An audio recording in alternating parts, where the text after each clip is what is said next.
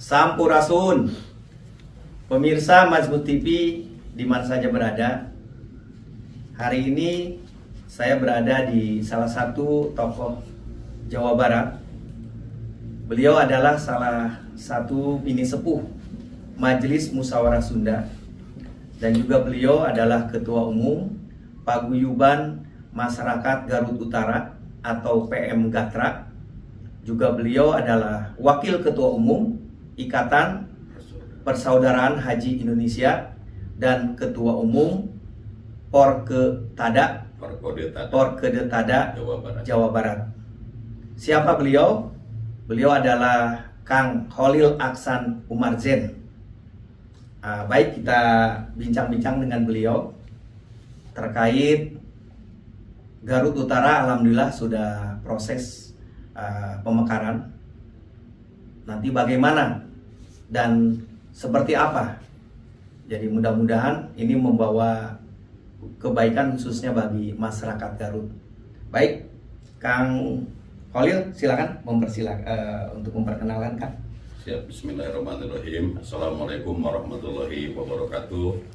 Sampurasun, kasadayana masyarakat Jawa Barat, dan terima kasih untuk tim Mazmut Sunda TV yang alhamdulillah sebagai kehormatan luar biasa saya diwawancarai oleh seorang presiden, tokoh dunia, Presiden Asep sedunia.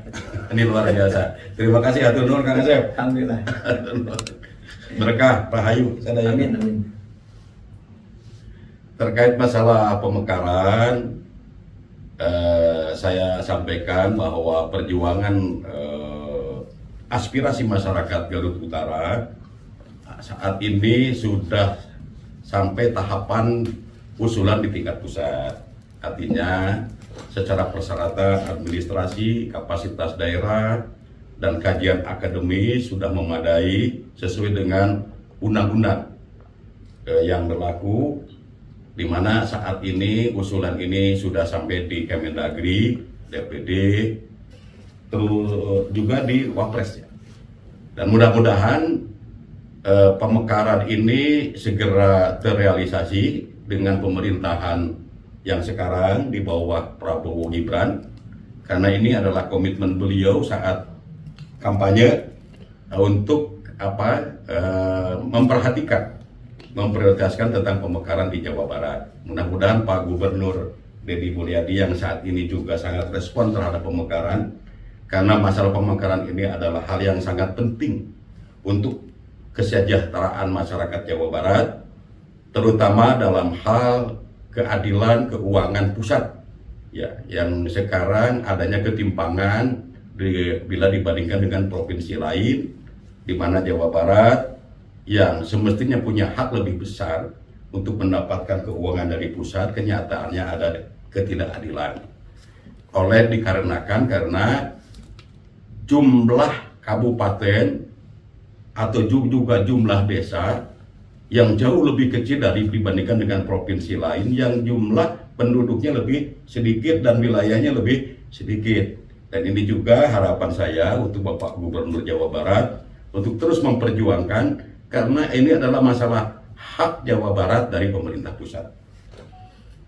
Demikian yang saya sampaikan, mohon doanya dari semuanya. Amin, amin. Karena pemekaran ini bukan untuk kepentingan kelompok, bukan untuk kepentingan partai politik atau hal yang lainnya, karena undang-undangnya ada, dan amanat dari undang-undang untuk pemekaran itu pertama adalah adanya percepatan pelayanan, di mana masyarakat didekatkan dengan pemerintahan, ya kan? Di mana Garut begitu luas, ada yang 40 kilo sampai sekian kilo untuk menempuh memperoleh pelayanan publik itu sangat jauh. Nah, dengan pemekaran ini karena didekatkan. Kedua, adanya percepatan, adanya pemerataan pembangunan ya. Pembangunan di mana dengan bertambahnya kabupaten kota, artinya ada pertambahan adanya pembangunan yang adil ya, menurut ada amanat dari undang-undang, dan tentunya adalah untuk meningkatnya kesejahteraan masyarakat. Karena kita hitung ya, saat ini Garut ini dengan luas yang begitu besar, dengan 42 kecamatan, ya kan.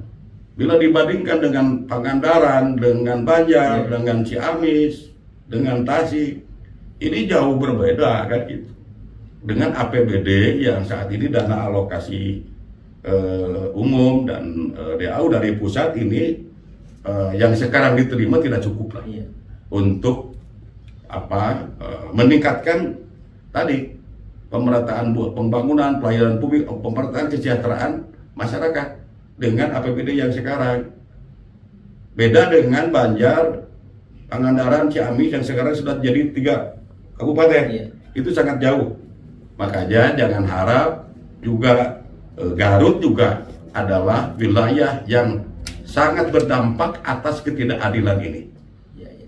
Makanya kami Paguyuban Masyarakat Garut Utara juga Garut Selatan betul-betul membutuhkan pemekaran karena akan berdampak positif untuk kemajuan Garut. Garut tidak hanya butuh bupati, tapi Garut butuh nambah bupati. Artinya ada nambah kewenangan dan otomatis bertambah keuangan. Bila terjadi 3 kabupaten seperti Banjar, Ciamis, yang dulunya Ciamis, ini ada pertambahan keuangan. Dan itu akan berdampak terhadap kemajuan Kabupaten Garut. Tentunya hal ini juga berlaku untuk seluruh wilayah Jawa Barat yang sekarang sedang mengajukan usulan pemekaran. Kang, ini ada yang ditanyakan.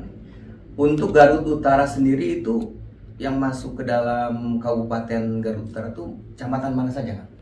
Yang pertama sih karena sebagai inisiator pertama itu Limbangan, ya pertama ya Limbangan, dan Limbangan sebagai kota sejarah di mana sebelum adanya Garut kan Kabupaten Limbangan ya.